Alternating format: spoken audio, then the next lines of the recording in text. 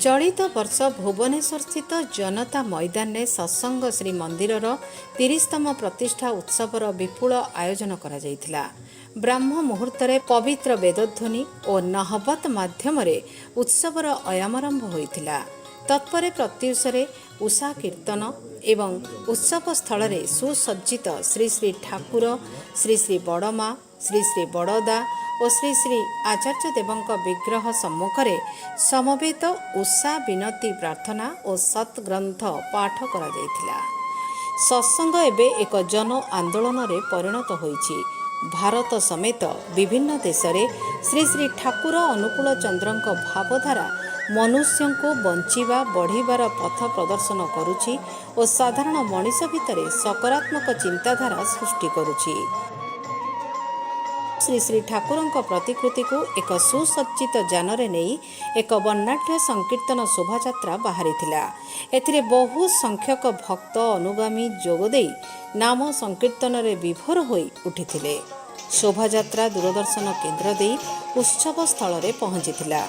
उत्सवर अव्यवहित पूर्व विभिन्न वर्गर छात्र छात्री मध्य चित्रांकन, संगीत, प्रबंध और तर्क प्रतियोगिता अनुष्ठित होइथिला।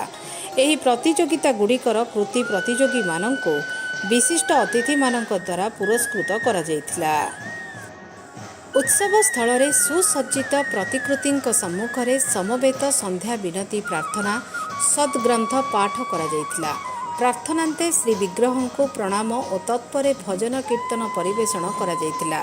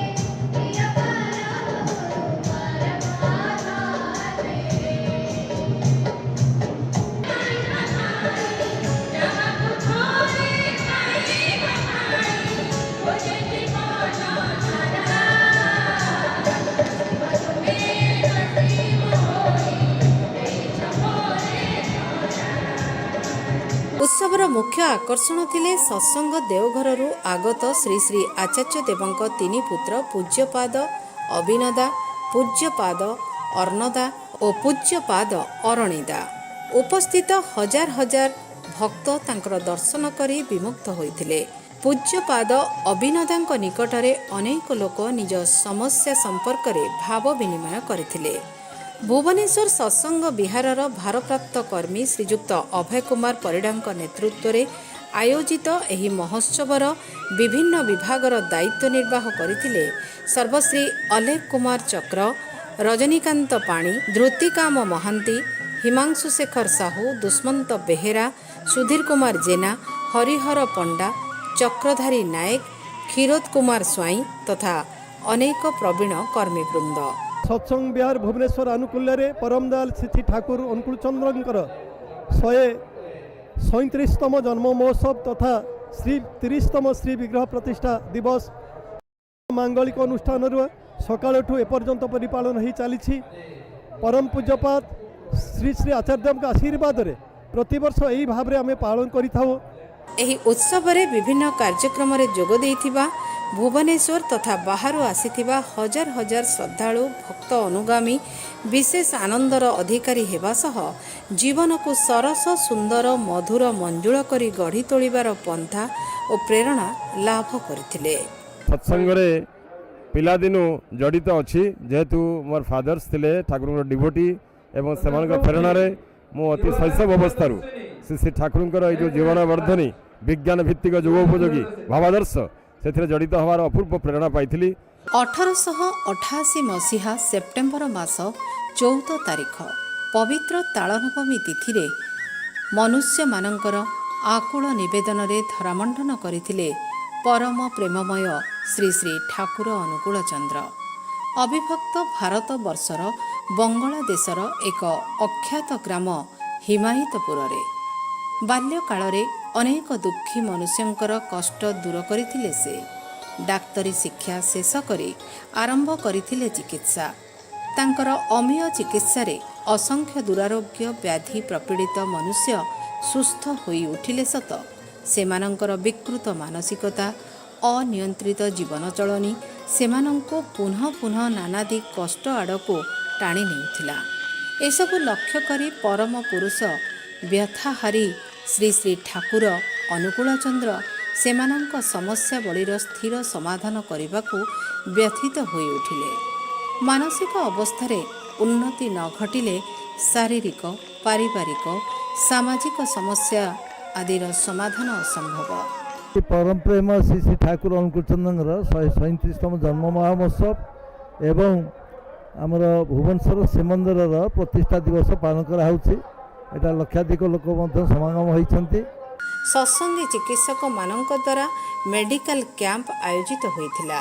एही कैंप रे बहु विभागर अभिज्ञ चिकित्सक माने जोगदे निःशुल्क सेवा प्रदान करथिले एवं रोगी माननको औषध प्रदान करा जायथिला।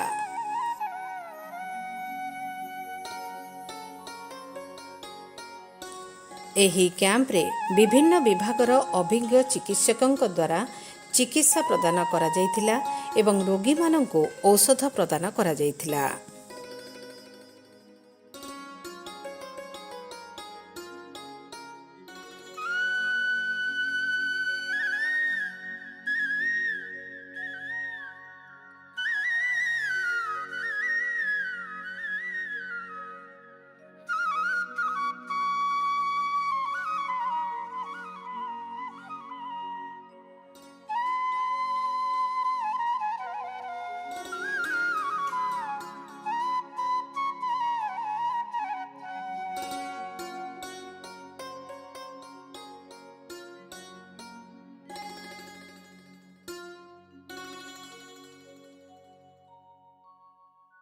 तार चिंता कल्पना करी होनी एते लोक विभिन्न आड़े माँ मान पाखे माँ मैंने भाई मान पाखे भाई मैंने श्री श्री आचार्य देव चाहिए जे प्रत्येक जमी आनंद पाते उत्सव माने आनंद मुखर हो जाती। सत्संगी माँ मानक द्वारा भजन वृंदगान कीर्तन परिवेषण करा जायथिला। मातृ सम्मेलन रे संसार जीवन रे नारीर भूमिका और सुस्थ समाज गठन रे माँ मानकर अवदान संबंध रे विशिष्ट वक्ता माने आलोकपात करथिले। एहा द्वारा युवती माने भविष्यत जीवन को श्री श्री ठाकुरंक भावधारा को आधार करे गठन करिबा पई वक्ता माने परामर्श देइथिले। शिशु मंचरे सत्संगी परिवार बालक बालिका माने परम प्रेममय श्री श्री ठाकुर अनुकूल चंद्रंक भावधारा रे भजन कीर्तन आदि करथिले। शिशु मानकर एतादृश आदर्श केन्द्रिक जीवन यापन और उत्कृष्ट चिंताधारा नव भारत गठनर सूचना प्रदान करुथिला।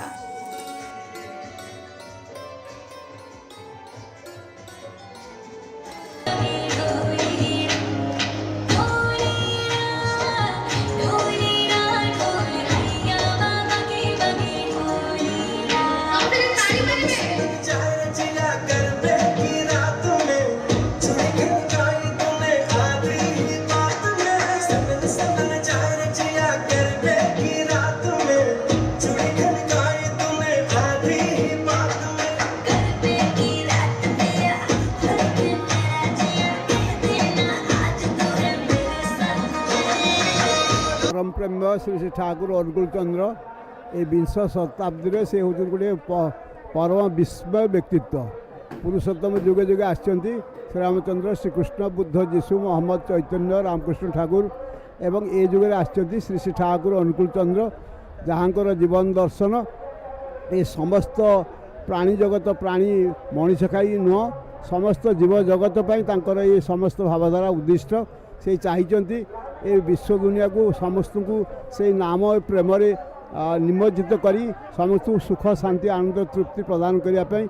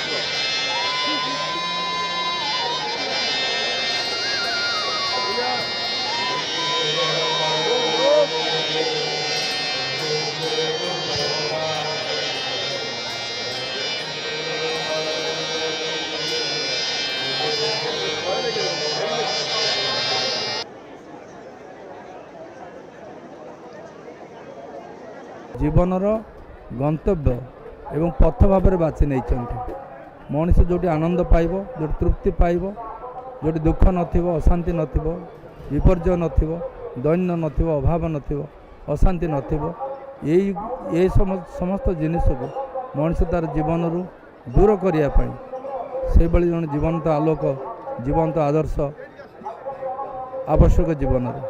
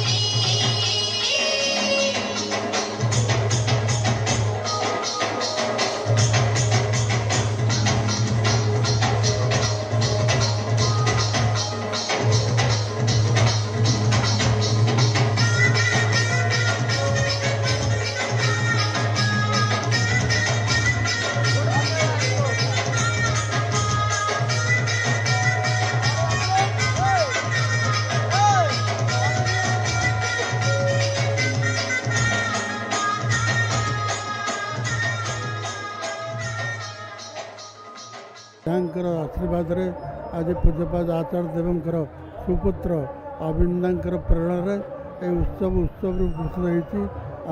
श्री श्री ठाकुर गोटे कुहा अच्छी सब जिन गुड़ाक जब सुष्ठु भाव में समापन हुए जाना जे उत्सव सफल है। आज जो भाव में ये भक्त समागम होती समस्ते सुशृंखलित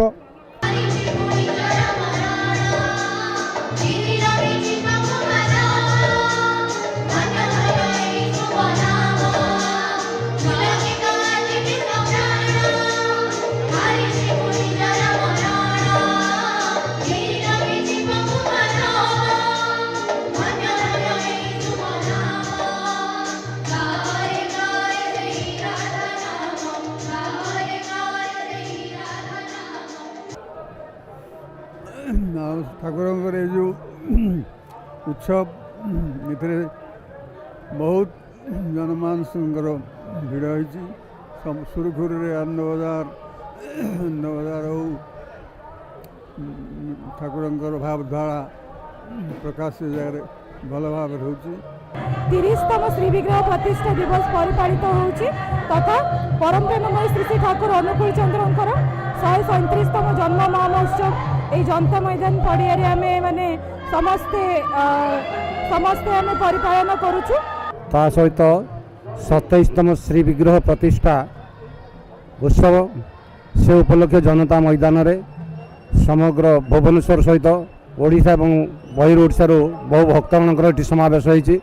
संध्या 7टा समय देवघररू आगत व्हाइट बैंड संगीत दल द्वारा भक्ति संगीत परिवेषण करा जायतिला।